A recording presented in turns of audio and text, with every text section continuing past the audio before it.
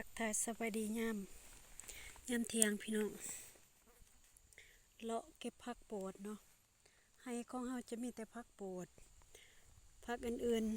ๆมันอยู่ในท้องแบหมดเนาะนี่วันนี้วันที่8กาแฟเฮามันก็ได้อยู่8วันเนาะแตกงามหมดเลยเด่นกำลังได้8วันพี่น้อง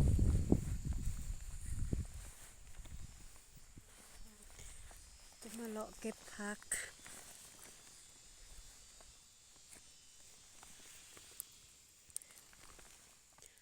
โปด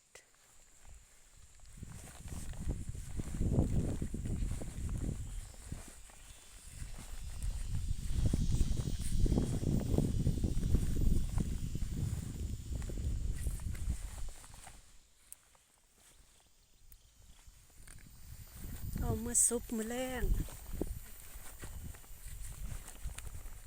แต่หยอดใหญ่ๆนี่ฝนตกก็หลายมื้อแล้วก็บ่ได้มาเบิ่งเนาะ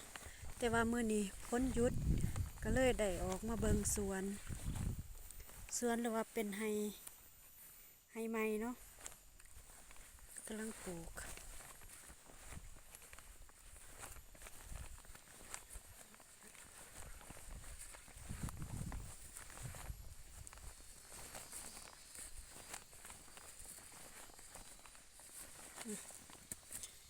นี่เป็นผักโปดนะรอเก็บรสชาติคมน้อยนึงพอดีกิน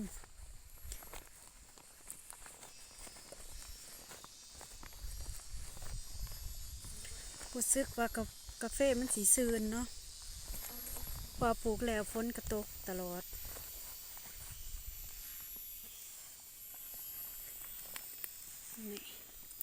นี่แต่นี่เลยซื่นแล้วพี่น้องอายุฮะก็ได้8 วัน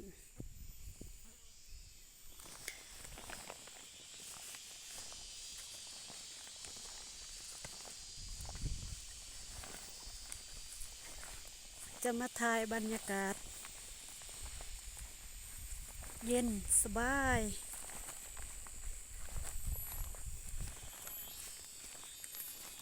อยู่หัวอยู่สวนอยู่ให้อยู่หน้าอันนี้เป็นสวนกาแฟหน่อยเนาะหรือว่าสวนอาราบิก้าที่ว่าเขากำลังปลูกแต่ของเจ้าเขาปลูก2 ปีโทมแต่ของเฮาบ่ฮู้ว่าจักปีสิโทมเนาะย่านว่าเอาหญ้าบ่อยู่เอาหญ้าบ่ได้เลยใส่พ่นบ่ได้เนาะนี่ถ้าเป็นจังซี่เนาะเฮาหยอดปุ๋ยใส่ลักษณะแบบเฮาอ้อยนะเฮาใส่แต่ละหน่อยมันก็เติบโตไว้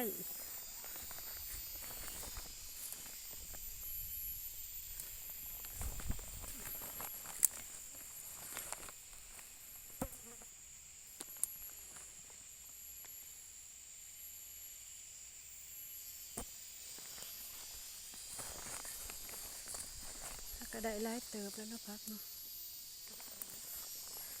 เพราะว่าประมาณอาทิตย์หนึ่งบ่ได้มามันกระปงมัน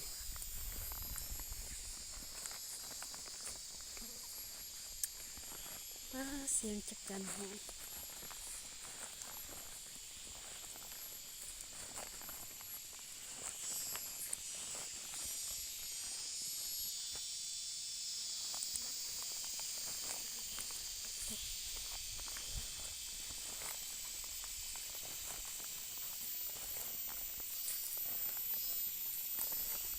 หลังจากเขาปลูกแล้วจะน้อยเขาก็สิได้เสียหญ้าเพราะว่าหญ้าก็เริ่มขึ้นแล้วเริ่มท่วมหมดแล้วถ้าว่าหญ้ามันขึ้นหลายและกาแฟของเฮาก็สิบ่ใหญ่เนาะเพราะว่าหญ้ามันหุ่มเบิดสำคัญตอนยังน้อยเนาะสำคัญเฮาได้ต้องพยายามถ้าว่ากาแฟแบบว่ามันโซ่แล้วหญ้ามันหุ่มมันหอมหายใจบ่ได้มันก็สิบ่ใหญ่เนาะถ้าเฮาไปฟื้นฟูใหม่ก็ต้องใช้เวลาอีกว้ามีแต่หยอดมุกๆพี่น้อง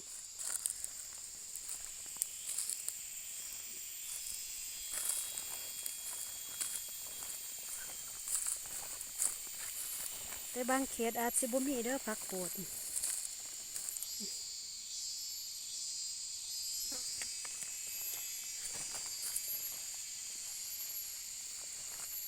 บางเขตก็มี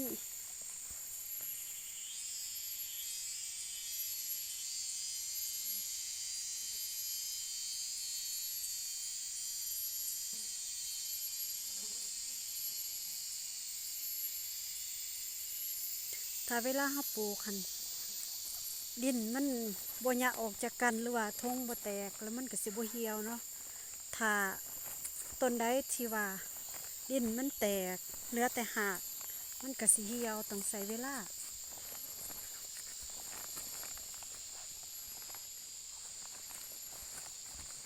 หญ้าก็งาม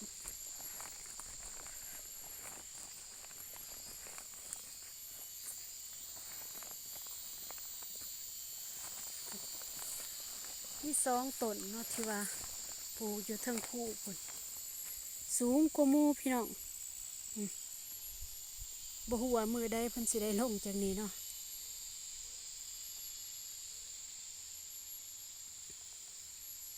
เพราะว่าเป็นขี่รถที่ว่าดุดแล้วมากองเอาเหี่ยวมากองทั้งขี้เหงื่อทั้งดินครบเลยน่าสิเอามาจูดกระจูดบ่ได้เนาะ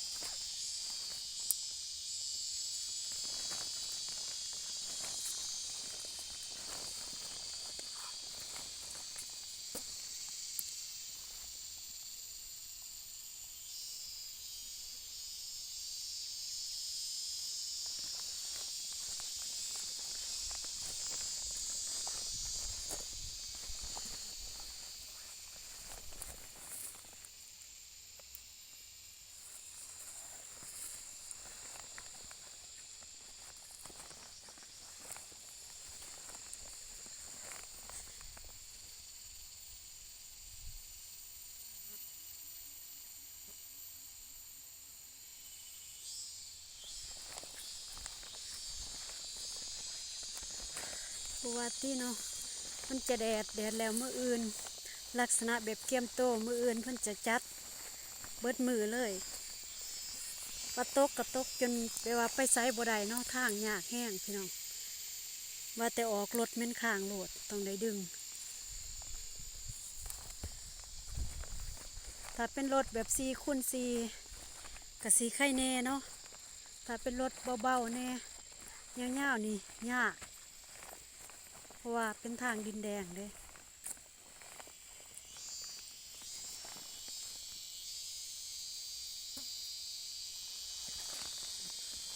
หอน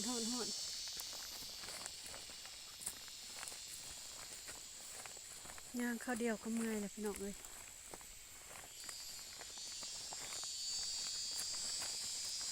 ปวดแข้งปวดขาแล้วเบื้องนี้ปลูกท่านแล้วเนาะว่าท่านได้ขุดพอฝนตกหลายแข้งบ่ได้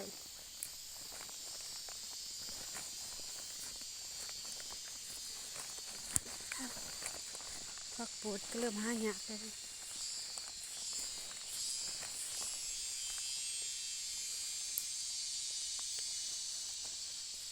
อันนี้เป็นพักธรรมศาสตร์เนาะเกิดเองว่าเขาบ่ได้ปลูกเนาะ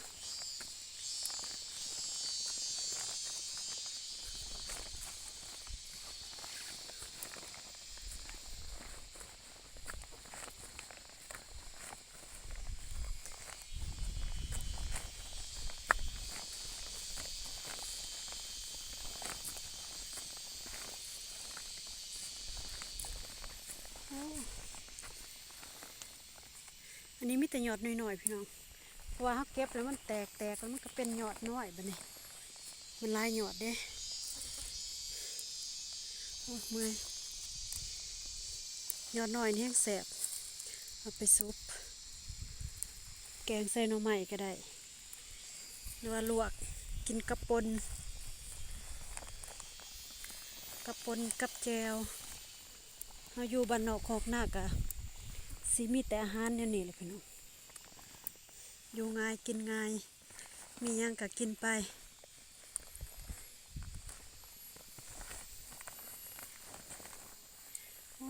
ได้หลายเติบพอดีเลยพอดีซุปยอดสันนี่ถ้าตัวใดนี่เป็นแบบว่ายอดใหญ่เฮากระจีกเอาเนาะแล้วก็มีผักหวานนำเด้อผักหวานดงมันเป็นเครือเนาะผักหวานดงเลยเป็นกก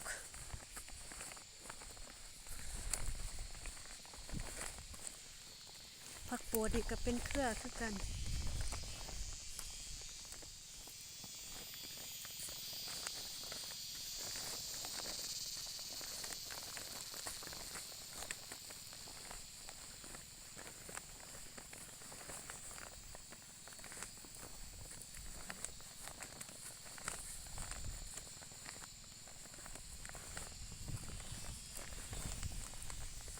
มันเป็นยังโอ้เครือหมกบัวพี่น้องอันนี้หมกบัวเอาเขาก็เก็บแล้วให้มันแตกไว้เนาะนี่ถ้าเก็บแล้วมันแตกไว้จากหยอดหนึ่งมันจะออกมา2-3หยอด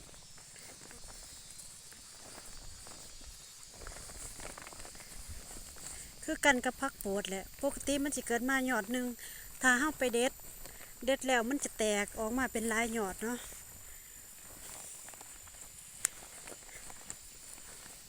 นี่เด้นี่มันบ่แตกเนาะนี่เนาะมันมีแต่หยอดเดียวถ้าเก็บอันนี้มันก็สินะแตกหลายหยอดอยู่พี่บ่มีหลายหยอดพี่น้องนี่มีแต่ห้อยแบบเฮาเก็บประจำเนาะแล้วมันก็แตกนี่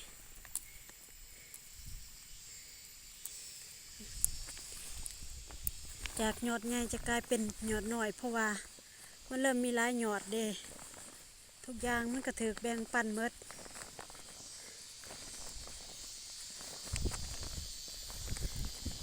เพราะว่าที่ฝนสิตกอีกมืดมากเลยพี่น้อง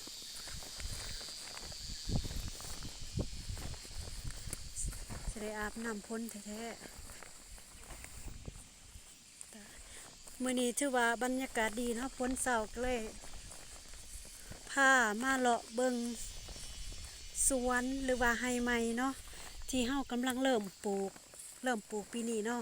ถือว่าเฮากำลังเริ่มจากศูนย์แล้วเฮาสิมาอัปเดตเรื่อยๆเนาะว่ามันสิงามส่ำใดสิโทมตอนใดถ้าเฮามีเวลาได้มา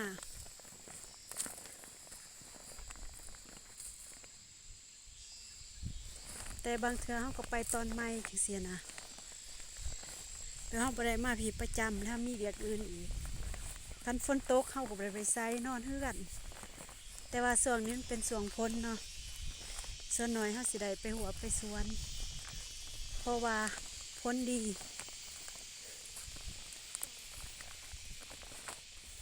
โอ้หมักข้าวโพดนี่อันนี้แม่นปลูกไม้ล่าสุดนี่พอเฮาปลูกมาแล้วใหญ่มากแล้วแบกเข้ามามันก็กัดจนเหียนพี่น้องกลัวงัวอีกงามหมักข้าวโพดสีมือเฮาเนาะอันนั้นน่าจะแม่นหมักน้ำเนาะที่เฮาปลูกอันนี้แม่นยอดผักหวานดงพี่น้องถ้ามีแมงใหม่จับอยู่ไปใส่ละนี่เอามาซุปใส่กันเนาะ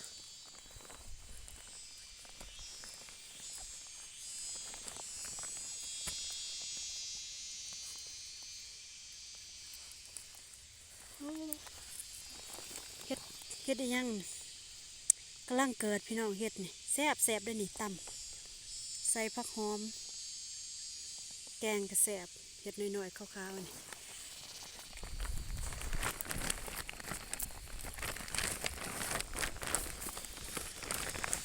มันจะเกิดอยู่แถวค้อนใหม่เนาะ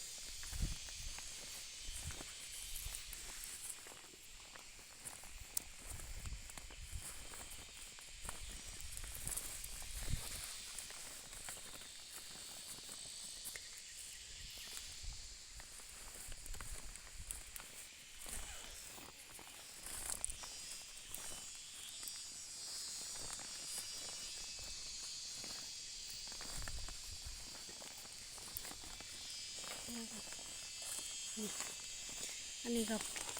กินได้เนาะยอดต้นใหม่นี่กินได้นี่แซ่บนะเอามาซุปใส่กันมีผักโปดมีผักหวานแล้วก็บ่ฮู้ว่าภาษาลาวเขาเอิ้นผักอีหยังเนาะแต่ว่าหมากของต้นไม้ชนิดนี้แม่นแบบว่าพวกบางพวกกระหอกกระแตเขาจะมักกินเนาะมักกินนี่มากันบ่ฮู้ว่าต้นอีหยังเนาะแต่ว่ากินได้แต่บาดยอดมันสิแก่ๆหน่อยนึงแล้วมันจะโพ่งแล้วเอาไปกินแห้งแสบแต่ว่าอันนี้มันเป็นยอดอ่อนแล้วมันสิบ่โพ่งเนาะมันโพ่งแบบว่าแถวใบก็เป็นแบบต้นไม้ชนิดต่างหมู่ว่าสิซะแต่ว่ากินได้รสชาติก็บ่ได้คมเนาะนี่มันยอดเริ่มแก่แล้วมีแก่มีอ่อนเอามาซุปใส่กัน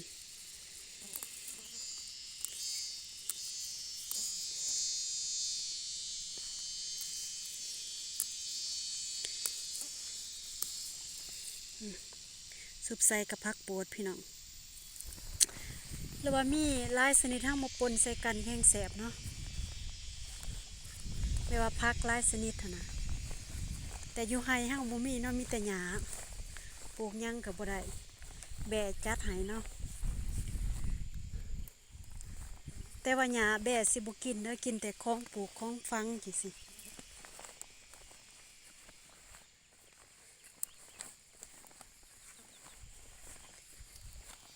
ผักโปดแบะก็บ่กิน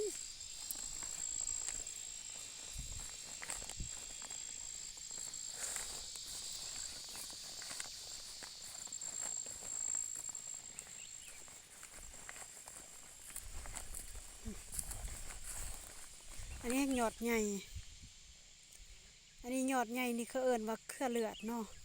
เครือเลือดที่ว่าเขาเจ้าเอาไปปรุงแต่งเฮ็ดยาเติมเลือดบ่หรือว่ามีหลายชนิดก็แล้วแต่เนาะนี่มันได้สิลกบ่โอ้ลกบ่ได้เนาะ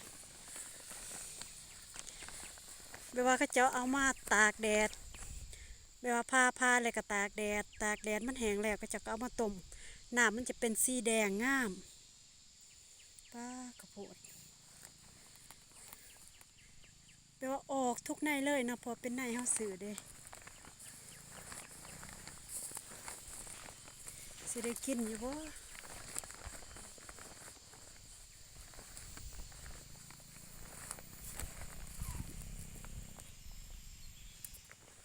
กระปลูกหลายเติบอยู่เนาะ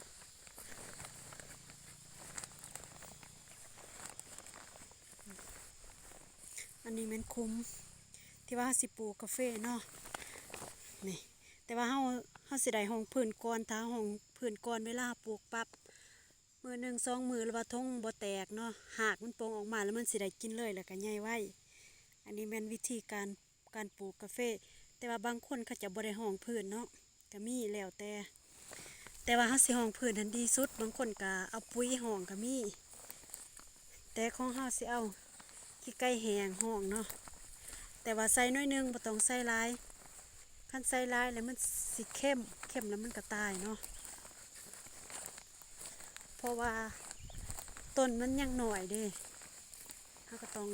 ใส่น้อยนึงแบบหนัวให้มันใหญ่ไว้จังซี่นะประมาณได้อาทิตย์หนึ่ง2 อาทิตย์เราก็โรยปุ๋ยอีกน้อยนึง ถ้าว่าเฮาอยากเกร็งให้มันไว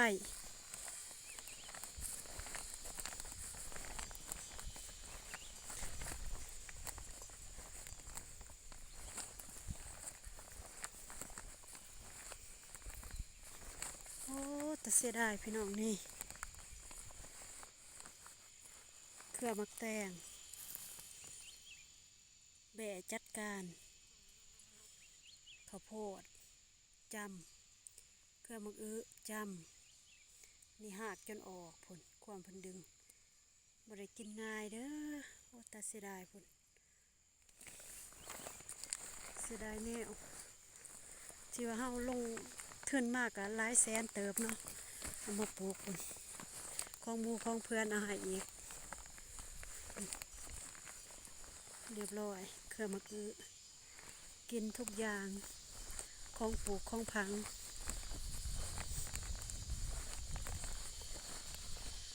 พ้ามืดมากเลยพี่น้องพุ่นบรรยากาศแต่ว่าตอนนี้มีลมเนาะ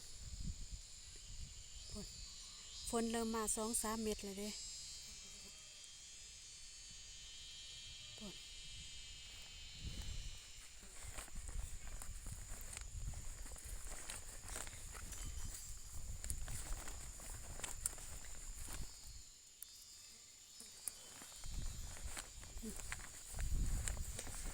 นี่แม่นที่ว่า